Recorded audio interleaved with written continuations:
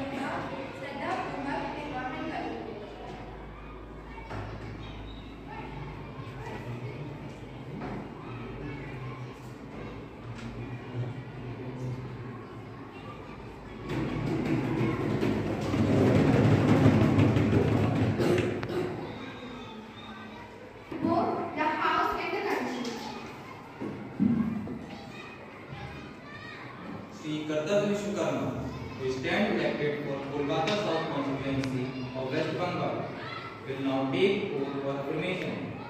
Sri Kartavya Vishwakarma. In which language do you want to take oath? English, please.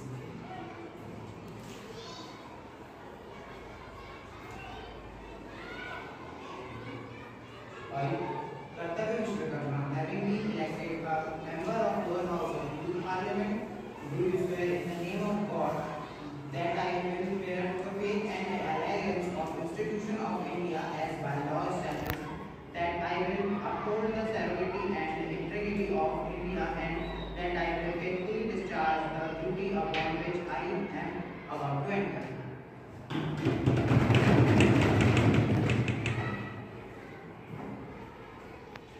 Your contribution will be very fruitful to both the House and the country. Honorable members, as we meet today, it is my sad duty to inform the Japanese Prime Minister Shinzo Abe. He was the longest serving Prime Minister of Japan.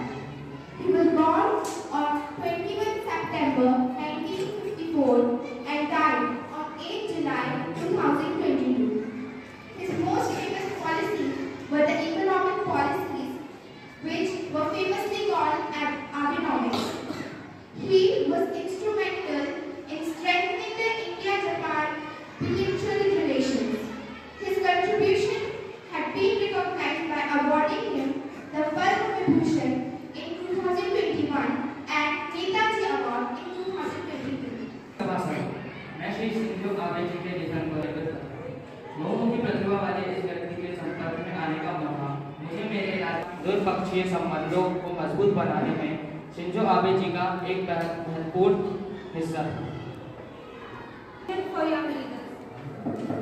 I request for a while to express all.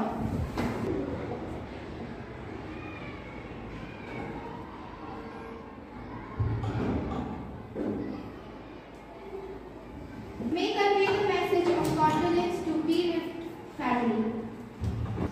महोदय, मैं का सदन में परिचय करवाना चाहूँगा। तहरी मन। Let's move on to the next item in our list of business today. The question hour commences.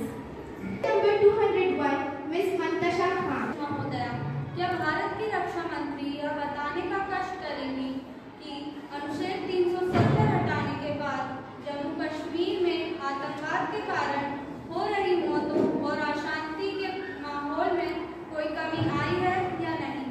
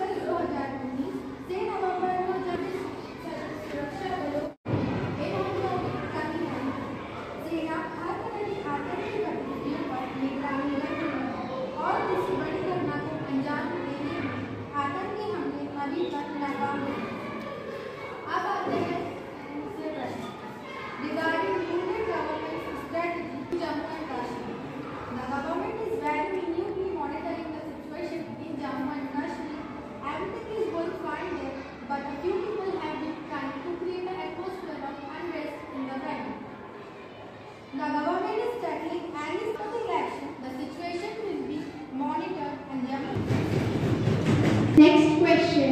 Question number 202. Shri Kartavya Vishwakarma. माननीय अध्यक्ष महोदया, क्या भारत की वित्त मंत्री यह बताने का कष्ट करेगी कि औद्योगिक उत्पादन ग्रोथ पर 4 महीने में सबसे कम क्यों है? यूपीआई लेनदेन पर शुल्क लगाने पर सरकार का क्या विचार है? क्या यह आम जनता के लिए सही निर्णय है? कृपया वित्त मंत्री यह भी बताने का कष्ट करें कि भारत रिजर्व बैंक द्वारा ई कर सरकार का क्या प्रावधान है और यह कितनी उपयोगी साबित होगी? Minister of Finance, Shri Jayashree Raghuvanshi. The core information calculated by excluding the transit component of this food and beverage and fuel and light. Price of major inputs like iron ore and steel have soared in our global market. This coupled with the measure taken by government to rationalize tariff information structure of input to augment domestic supply to help keep push information and customer item under control. Despite erratic monsoon and negative seasonality in vegetative price, food information in July, with global information pressure, inflammatory expectations remain in court in India with a stable core inflation. To soften the price of edible oil and major pulses, tariff on imported items have been rationalized periodically and stock limit on edible oil have kept and to avoid hoardings. Inflation in oil and fat and pulses and products have moderated to 5.62%. Answer 2. In the special paper, put items back suggestions were sought whether transactions through UPI and other payment systems in charge changes should be levied on cards. UPI transactions have been very popular for a long time now. The number of UPI transactions has increased significantly since 2019. It is integrated payment arrangement that allow the transaction of money from one bank account to the another bank. People have benefited a lot through this system and it is also effective in saving time. In view of popularity, if any kind of fee is tried on it, then its popularity will have prolonged effect. Since it is an extremely convenient mode of payment or by imposing additional charges on it, it has been wrong effect on it, and doing so will not prove to be right for the people. And there will be another step toward making the India digital. Hence, though we need the future in business, this year we accept the currency to come out from the central bank itself. We see clearly advantage in central bank driven digital currency because in this day and age, work permits happening between countries and large transactions between institutions and large transactions between central bank themselves of the country are all better enabled by digital currency. Our financial sector will have to consider innovative financing and sustainable risk management to keep realistic ideas in.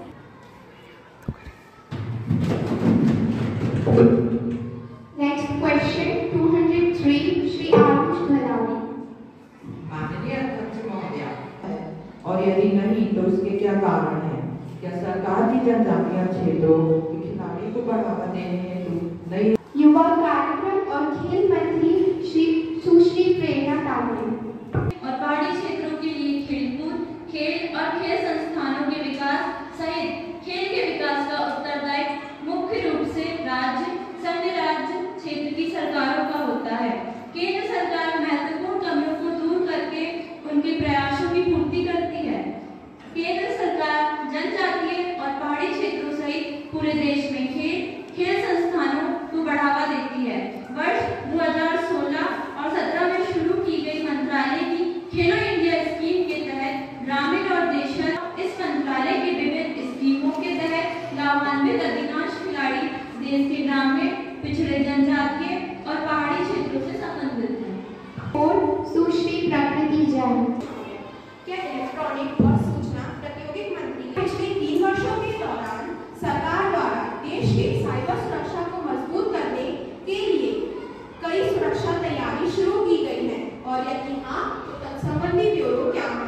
और इसके तहत कितनी प्रगति हुई है, और यदि नहीं तो इसके क्या कारण हैं?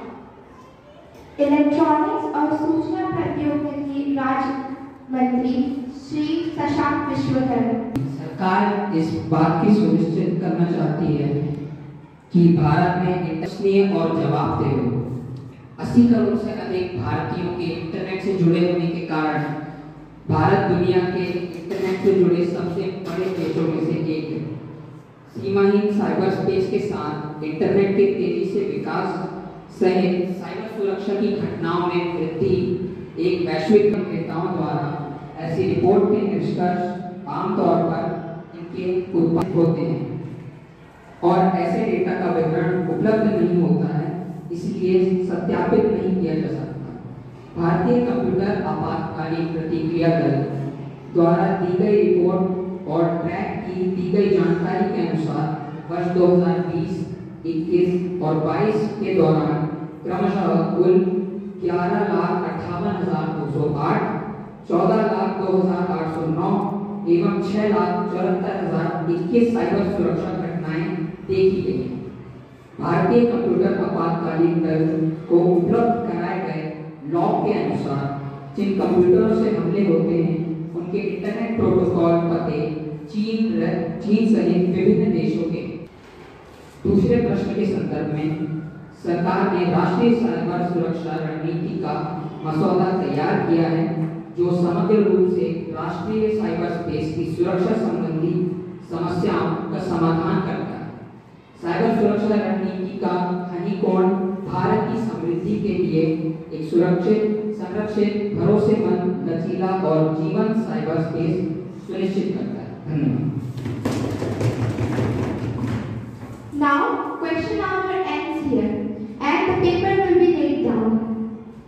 The next item in the list of business is a message from Upper Chamber. Secretary General to report from Upper Chamber of Youth Parliament.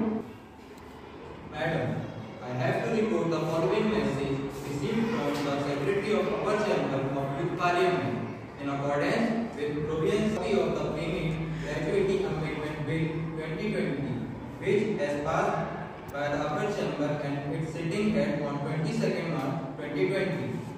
Secretary to lay on the table a copy of the bill as passed by the Upper Chamber. Madam, I lay on the table of the House the Payment of Gratuity Amendment Bill 2021 as passed by the Upper Chamber.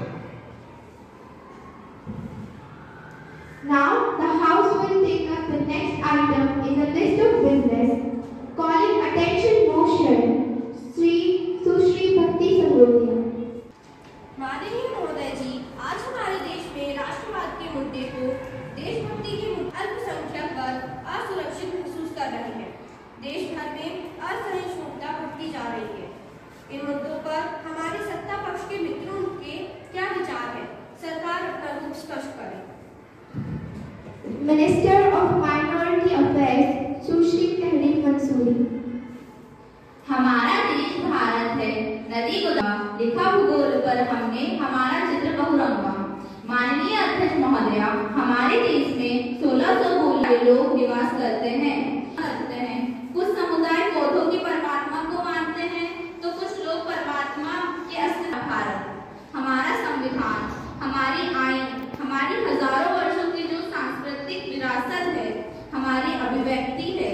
हमारी सरकार संविधान के दायरे में रहकर देश को चलाने का प्रयत्न कर रही है। सबको जोड़कर सबका विकास करने की पद्धति पर काम कर रही है। हमारे जो प्रत्येक तबके के देशवासी हैं, जो हमारे जो दलित, पीड़ित, शोषित, वंचित देशवासी हैं, उनके लिए उनके उत्थान का प्रयत्न कर रही है। हम सांसद जो शपथ लेकर इस पावन सदन में आए हैं, क्या हम किसी धर्म विशेष, किसी संप्रदाय विशेष, किसी विचारधारा विशेष के प्रतिनिधि हैं? हम पूरे भारतवर्ष के प्रतिनिधि हैं और 130 करोड़ देशवासियों का कल्याण। अध्यक्ष महोदय, हमारी सरकार एकता के पक्षधर नहीं है, हम एकता के पक्षधर हैं। सभी संप्रदायों का फलना फूलना यहाँ इसी भारत की भूमि पर संभव है। और इसके साथ एक और प्रश्न उठता है, आइडिया ऑफ इंडिया क्या है? आइडिया ऑफ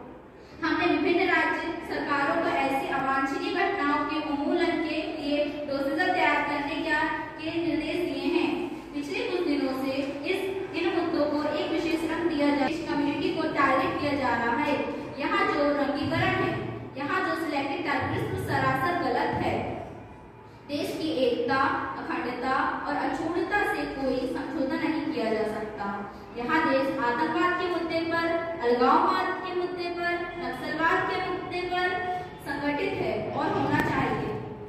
मैं यहाँ पूछना चाहती हूँ, क्या हमारी आर्मी का वो जवान जो कड़ाके की ठंड में, भीषण गर्मी में दिन रात देश की रक्षा में खड़ा है, जो मन समर्पित, तन समर्पित, देह का कण समर्पित करना और भी के विचार के ओत-प्रोत है, वे क्या किसी धर्म के लिए खड़े हैं, किसी संप्रदाय के लिए खड़े हैं? वे 130 करोड़ देशवासियों की रक्षा के लिए खड़े हैं। इसी प्रकार हम सांसदों का क्या धर्म होना चाहिए? क्या हिंदू होना चाहिए? हम सांसदों का और हमारी सरकार का एक ही धर्म होना चाहिए, भारत पहले। हमारा एक ही धर्म ग्रंथ है, भारत का संविधान। हमारी एक ही भक्ति है, भारत भक्ति। हमारी एक ही पूजा है, 130 करोड़ देशवासियों का कल्याण। हमारी एक ही कार्यशैली है, सवीकरण विकास और दलित नारायण का उत्थान, और इसके लिए हम कटिबद्ध है, प्रतिबद्ध है।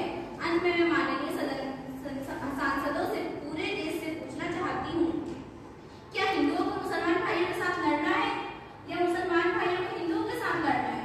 क्या दलित भाइयों को स्वर्णों के साथ लड़ना है? क्या स्वर्णों को दलित भाइयों के साथ लड़ना है? मैं आह्वान करती हूँ, आइए हिंदू मुस्लिम एक होकर के, दलित संपन्न एक होकर के गरीबी के खिलाफ लड़े, बेरोजगारी के खिलाफ लड़े, संप्रदायवाद के खिलाफ लड़े, जातिवाद के खिलाफ लड़े, और सब साथ मिलकर के स्वतंत्रता सेनानियों ने, बाबा साहब अम्बेडकर ने जो सपना देखा था, उसके लिए अपना कर्तव्य करें और एक भारत श्रेष्ठ भारत की दिशा में कदम। Minister of Law and Justice, Sushri Janvi Rai, to introduce the bill. Honorable Speaker, Madam. The Central Parliament in the 70th Commission admitted following provisions shall be inserted, namely, provided that the period for which the Director of Enforcement holds the office on the initial appointment may in public interest on the recommendations of the committee and after the